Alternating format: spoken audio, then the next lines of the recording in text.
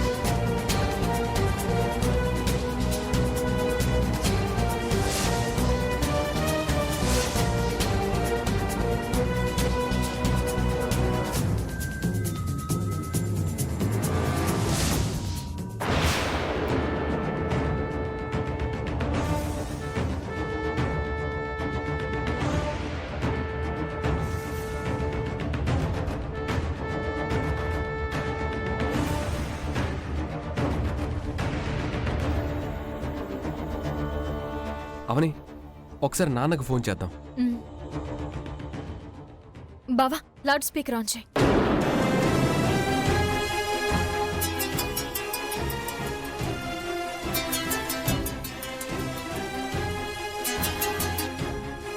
చెప్పు శ్రీకర్. నాన్న, అమ్మకి ఎలా ఉంది నాన్న? మావయ్య, అత్తయ్యకి బానే ఉంది కదా? కండిషన్ ఇంకా క్రిటికల్ గానే ఉంది. డాక్టర్లు కూడా ఏం చెప్పలేకపోతున్నారు.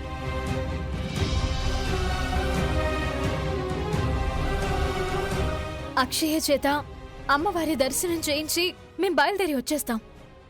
మీరు టెన్షన్ పడకండి మావయ్య, అత్తయ్యకేమీ కాదు. కనకదుర్గమ్మ గుడి మెట్ల మీదే ఉన్నాము.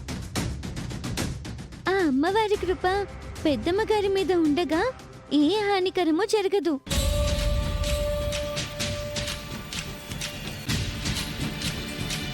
ఆ అమ్మలగన్న అమ్మ తన బిడ్డల్ని ఎప్పుడూ కాపాడుకుంటుంది. అంతకంటే ఏం కావాలమ్మా?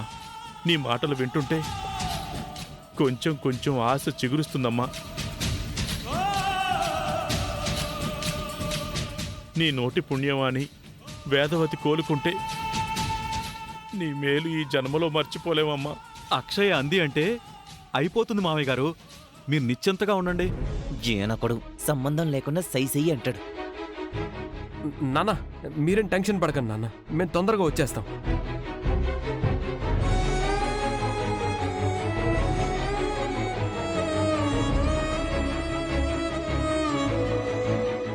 అత్తయ్యని అలా చూసి మావయ్య తట్టుకోలేకపోతున్నారు బావా. పెద్దమ్మ గారికి ఏమీ కాదండి. ఊహలకందని నీ మాటలు ఊరటనిస్తున్నాయి. కొన ఊపిరితో ఉన్న అత్తయ్య గురించి ఊరంతా ఎదురు చూస్తుంది. అంతా అమ్మవారే చూసుకుంటుంది.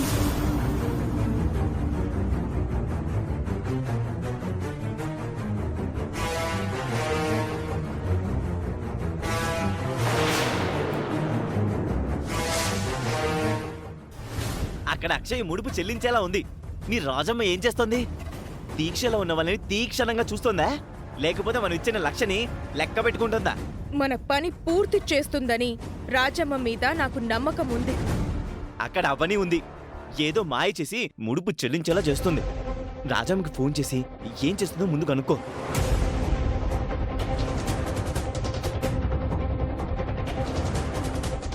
హలో, అక్కడ అక్షయ ముడుపు చెల్లించేలా ఉంది. మీరేం చేస్తున్నారు? మేము ఆ పనిలోనే ఉన్నాం. పనవగానే నేనే ఫోన్ చేస్తా.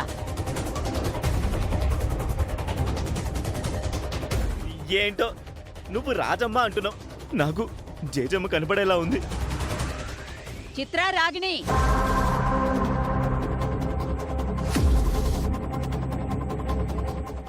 ఇప్పుడు అక్షయ గుడిమెట్లకు పసుపు కుంకుమ బొట్లు పెడుతూ పైకెక్కుతుంది. ఆ టైంలో మీరు అక్షయ్ మీద అటాక్ చేయాలి. నేనేమీ తెలియనట్టు వాళ్లతోనే ఉంటాను. ఒక ఇత్తడి మరచెంబు తీసుకుని నువ్వు పైనుంచిరా. అక్షయ్ వెనక భక్తురాల్లా రాగిణి ఉంటుంది. నువ్వు మెట్లు దిగుతూ కాలు జారినట్లుగా మరచెంబుతో అక్షయ్ తల మీద కొట్టు. ఆ దెబ్బకి స్పృహైనా కోల్పోవాలి, ప్రాణమైనా పోవాలి. అనుకోకుండా కాలు జారింది అన్నట్లుగానే ఉండాలి. సరే సరే సరే పదండి, గుడిమెట్ల దగ్గరికి వెళదాం. జాగ్రత్త, ఎవ్వరికీ మన మీద అనుమానం రాకూడదు. పదండి.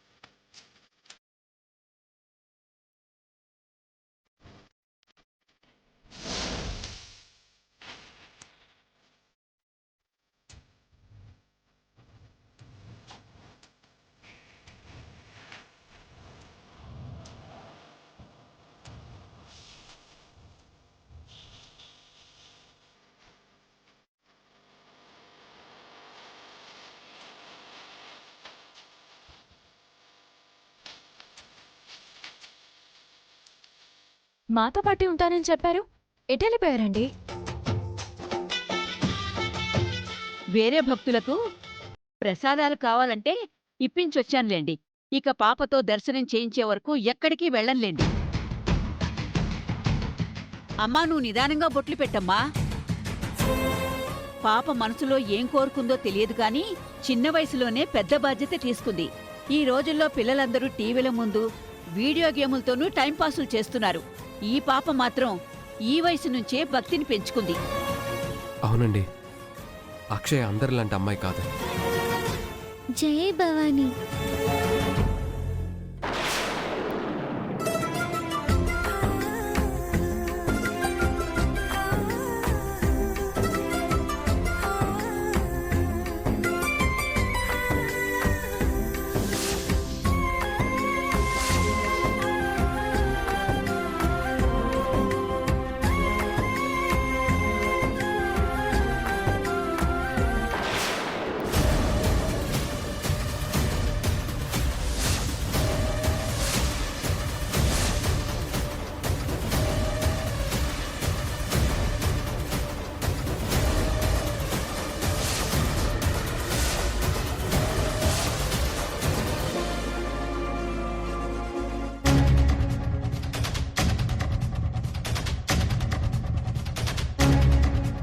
నిహారిక, నువ్వు అప్పగించిన పని మరో 2 నిమిషాల్లో పూర్తయిపోతుంది.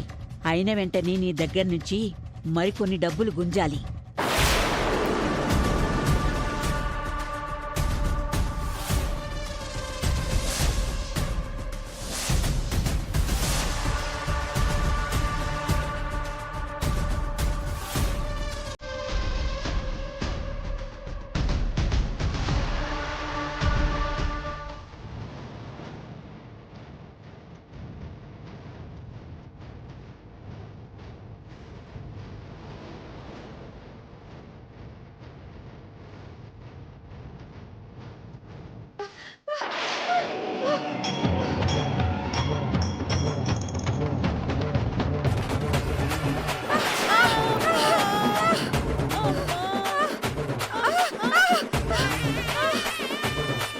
చెత్త మొహంది మంచి అవకాశం చెడగొట్టింది.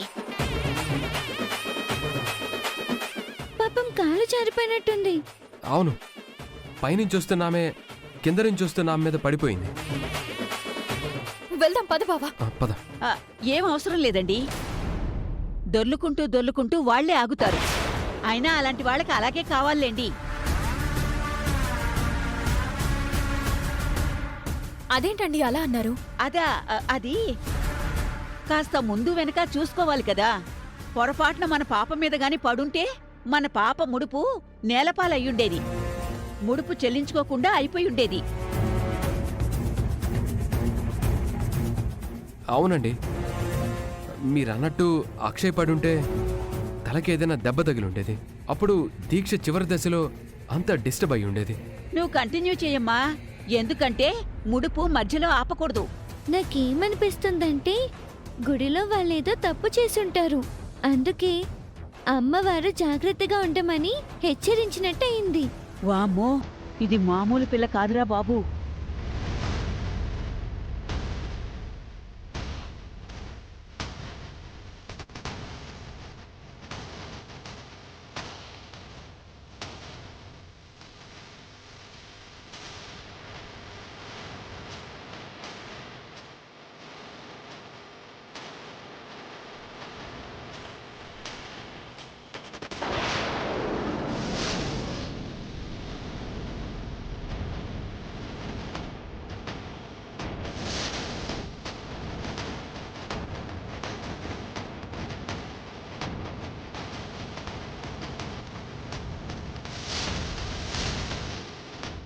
ఆఖరి దశకు చేరుకుంది. ఈ మెట్లు దాటేసిందంటే ఇక మిగిలింది అమ్మవారి దర్శనమే. ఈలోపే ఏదో ఒకటి చెయ్యాలి. గుడి దగ్గర నా మనుషులతో నేననుకున్నది అనుకున్నట్టు జరక్కపోతే చివరి నిమిషంలో ఈ మత్తు మందు ఉపయోగపడుతుంది. దీన్ని ఎందులోనైనా కలిపి ఆ పిల్లతో తాగించానంటే స్పృహ కోల్పోయి పడిపోతుంది. ఇక అక్కడ్నించి హాస్పిటల్లో జాయిన్ చేయడం తప్ప మరో దిక్కుండదు. ముడుపు చెల్లించకుండా అయిపోతుంది.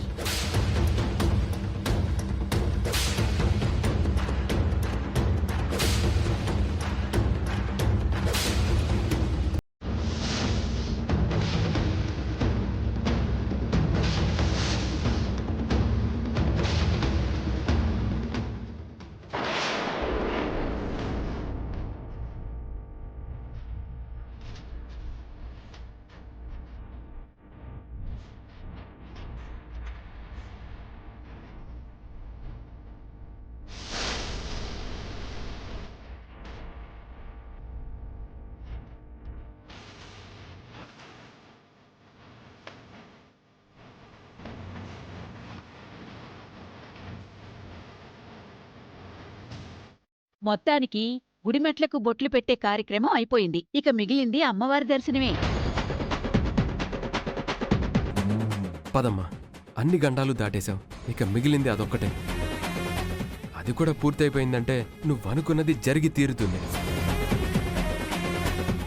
ఏమ్మా, బాగా అలసిపోయినట్టున్నావ్? కాసేపు సేద తీరుతావా? దాహంగా ఉంది. కొంచెం మంచినీళ్లు కావాలి. నేను వెళ్ళి మంచినీళ్ళు తీసుకొస్తానుండు. అయ్యో, మీకెందుకండి శ్రమ? నేను తీసుకొస్తానుండండి.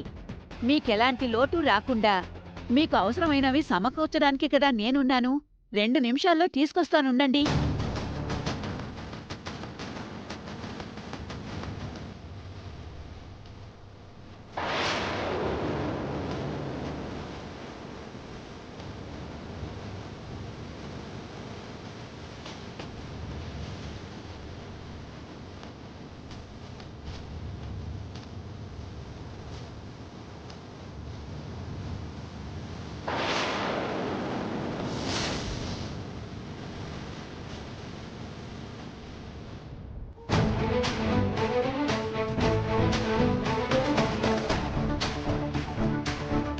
వెతకబోయిన తీగ కాలికి తగిలింది అన్నట్టు నేనీ మందుని ఆ పిల్లతో ఎలా తాగించాలి అని అనుకుంటుంటే ఆ పిల్లే నీళ్లు కావాలి అని అడిగి మంచి పని చేసింది.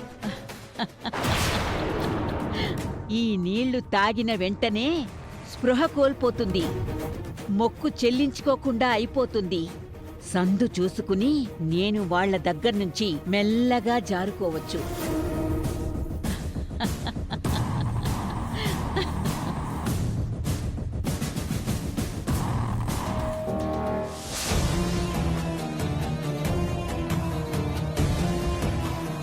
ఇవిగోమ్మా మా కృష్ణానది నీళ్లు, ఎటువంటి కలుషితం కాని స్వచ్ఛమైన నీరు, తాగమ్మా.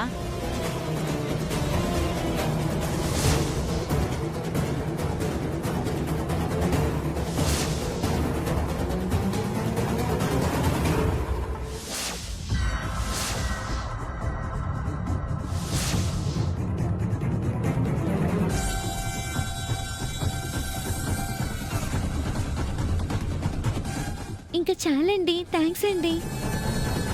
నీళ్ళెలా ఉన్నాయి, బావున్నాయా? గుడిలోని తులసి తీర్థంలా ఉన్నాయి. అవునా? ఇంకో నిమిషమైతే ఈ నీళ్ల పవర్ ఏంటో నీకే తెలుస్తుంది. పదం.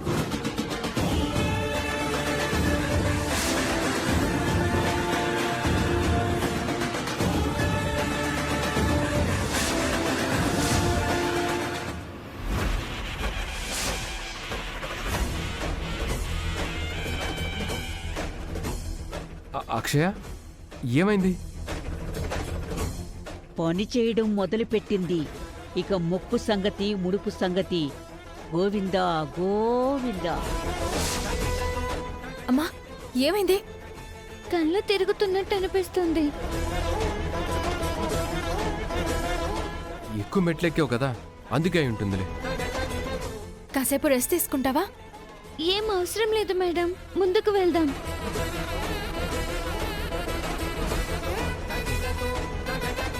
వెనక ఆగిపోయారేం? ముందుకు రండి. మీరు నడుస్తూ ఉండండి, నాకు చిన్న పనుంది. పదం. పదమ్మా. మ్,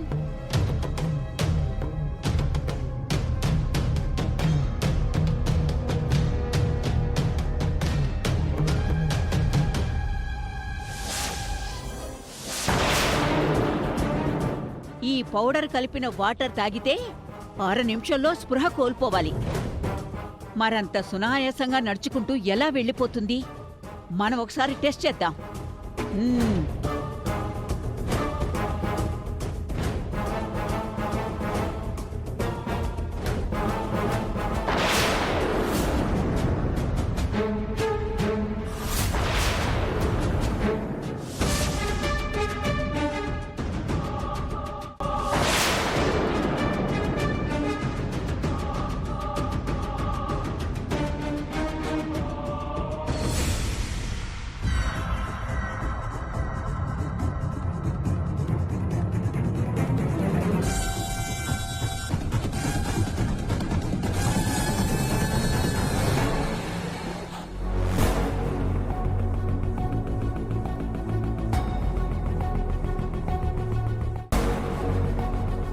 దేవుడా, డాక్టర్ బయటికొచ్చి మాకు గుడ్ న్యూస్ చెప్పాలి, మా వాళ్ళకి బ్యాడ్ న్యూస్ చెప్పాలి.